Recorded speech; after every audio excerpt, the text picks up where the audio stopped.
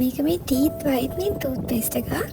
මම ගත්තේ නම් තායිලන්තයෙන් වොට්සන් අවුට්ලට් එකකින් තමයි ගත්තේ. මම අර කලින් වීඩියෝ වලත් සමහර අයිටම්ස් ගත්ත කිව්ව අවුට්ලට් එක ෂොප් එකේ. මේක මේ ගොඩක් විස්තර නම් තියෙන්නේ තායි අකුරු වලින් තමයි තියෙන්නේ. මේක මේ ටිකක් ගානක් මේක ඇත්තටම සාමාන්‍යයෙන් අනිත් ටූත් පේස්ට් එකට බලද්දී මේක ටිකක් ගානක් මේ වගේ විස්තර ඔක්කොම තියෙන සමහර ඒවා නැති තේරෙන්නේ නැහැ තායි අකුරුෙන් තායි වචන වලින් තියෙන්නේ. ඒ නිසා නම් අවුට්ලට්ෙන් කිව්වේ මේක හොඳයි හොඳ බ්‍රෑන්ඩ් එකක් කියලා. අපි ගලවලා බලමු ඇත්තට කොහොමද තියෙන්නේ කියලා. මේ වගේ පොඩි ස්ටිකරයක් දාලා තියෙනවා. මම හිතන්නේ පැකේජ් එක ඕපන් කරන්න. අපි ගලවලා බලමු ඇතුලේ තියෙන්නේ කොහොමද කියලා. මේ වගේ නිල් පාට ටියුබ් එකක් තියෙන්නේ. ටියුබ් එකේ විස්තර ටික ඔක්කොම මේ විදිහටම වගේ තියෙනවා. මම හිතන්නේ සෑහෙන විස්තරයක් තියෙනවා කියව ගන්න බැරි වුණාට.